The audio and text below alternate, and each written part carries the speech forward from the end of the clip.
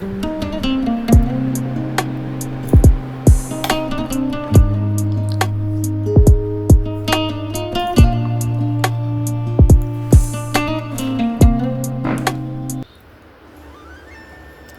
দুপুর বন্ধুরা, তোমরা সব কেমন আছো? আশা করি সবাই ভালো আছো। আমরা মোটামুটি ভালো আছি। তো আজকে আমি দুপুর থেকে আমার ব্লগটা স্টার্ট করলাম, কারণ সকাল থেকেই শরীরটা খুব একটা ভালো নয়, শুধুই পেটের যন্ত্রণা হচ্ছে। তো সেই জন্য সকালের মোটামুটি যতটা পেরেছি কাজ সেরে স্নান টান সেরে শুয়ে পড়েছিলাম। তারপরে এই এখন বাজে প্রায় 12:30টার মতো। তো এখন উঠে রান্নাটা বসিয়েছি, কারণ রান্না না করলে তো খেতেও পাবো না। কারণ রান্না না করলে কে খেতে দেবে বলো? কারণ আমার বাড়িতে তো আর দ্বিতীয় কোনো ব্যক্তি নেই যে মানে আমি অসুস্থ হলে আমাকে দুটো ভাত ডাল করে রান্না করে দেবে। তো যতই অসুস্থ হই না কেন, শুয়ে বড়িয়ে হলেও আমাকে আলু সেদ্ধ ভাত হলেও করে তো খেতেই হবে, আর বাচ্চাদেরকেও দিতে হবে। তো সেই জন্য আর কি দুপুরের রান্নাটা বসিয়ে দিলাম। আজকে সিম্পল রান্না করব ভাবছি, কিছুই করব না, শুধু পেঁপে আলু এই যে কাটাকাটি করছি। তো পেঁপে আলু দিয়ে তরকারি করব, আর হচ্ছে যে ডাল করব একটু। আর মানে ছেলেটা ডিম কিনে নিয়ে এসেছে, ওই ডিমের রান্নাই হবে। কারণ ওরা তো আর পেঁপের তরকারি আর ডাল দিয়ে কতই বা ভাত খাবে বলো? এমনিতেই তো আমাদের বাড়িতে ভীষণ পরিমাণে নিরামিষই হয়। তো সেই জন্যে একটু ওদের জন্য ডিম কষা করব। আর যেহেতু শরীরটা এখন একটু মোটামুটি মানে ভালো লাগছে গরম জল আরে খেতে, তো সেই জন্য ভাবছি যে ডিমটা বেশি করে রান্না করে রাখি, তাহলে আর কি মানে কি বলবো, রাতের জন্য একটু মানে অসুবিধাটা হলে আরও তখন থাকলে তো বাচ্চারা খেতে পাবে। তো সেই জন্য এই যে দেখো তরকারিটা বসিয়ে দিয়েছি, পেঁপে আলুর তরকারি। অনেকটা পরিমাণে সবজি কেটেছি, পুরো একটা গোটা পেঁপে গাছ থেকে পেরেছিলাম, সেই পেঁপেটা গোটাটাই কেটে ফেলেছি আর কি।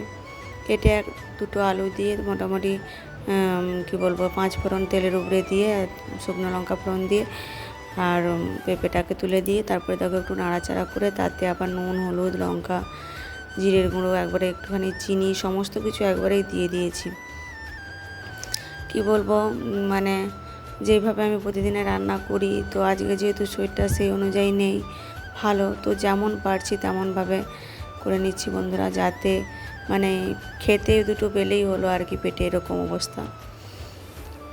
তো তারপরে দেখো ওটা মানে পেঁপের তরকারিটা হয়ে গেছে, তো সেটা নামিয়ে রেখে দিয়ে আবার যে ডিমগুলো সেদ্ধ হয়ে গেছিলো, তো এগুলোকে আমি আবার বসিয়ে মানে তেলের উপরে আর কি ভাজতে দিয়েছি।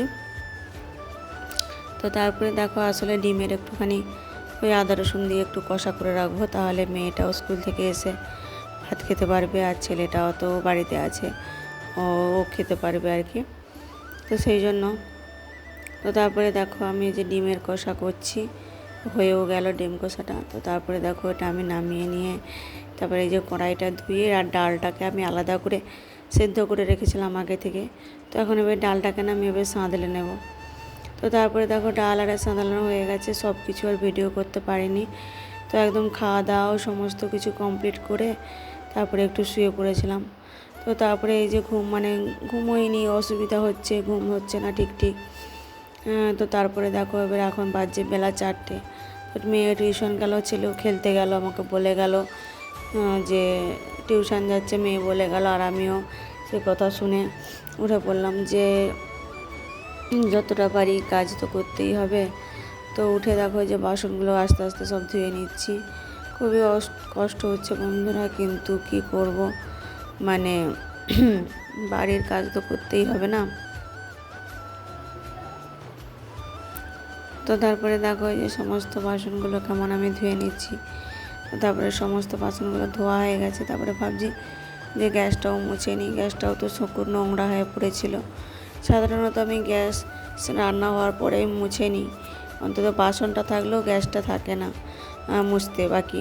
কিন্তু আজকে পারিনি বলে গ্যাসটাও পুরো মানে নোংরা হয়েই ছিল। তো সেই জন্য একটুখানি ডেটল দিয়ে আর কি মুছে দিচ্ছি ভালো করে। তারপরে দেখো বন্ধুরা,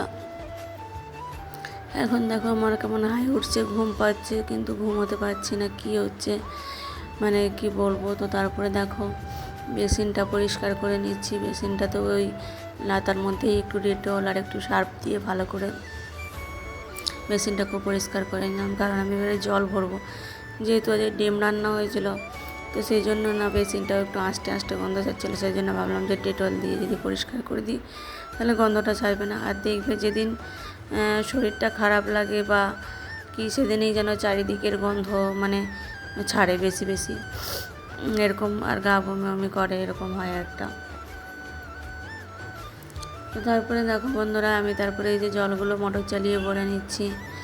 আসলে মেঘটা এমন খেল দেখাচ্ছে যে কি বলবো, সকাল থেকে মানে মানে কি বলবো 5-10 মিনিটের জন্য অন্ধকার হয়ে গিয়ে আবার মেঘ ডাকছে, একটু বাতাস উঠে গেল, বাস মেঘটা আবার কেটে গেল।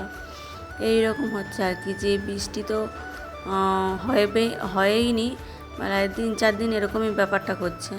ওই দেখাচ্ছে আবার বন্ধ হয়ে যাচ্ছে, আবার তীরে রোদ বেরিয়ে যাচ্ছে, এরকম হচ্ছে। মানুষকে শুধু দৌড় খেলা খেলাচ্ছে। হ্যাঁ, যে এই যে ধরো এখন ধান কাটা তো মানুষ কি ছুটাছুটি কত করবে বলো তো। হ্যাঁ, এইরকম মানুষ ভাববে বৃষ্টি আসবে তাহলে ধানে চাপা দেওয়া এসে এইসব করতে হবে।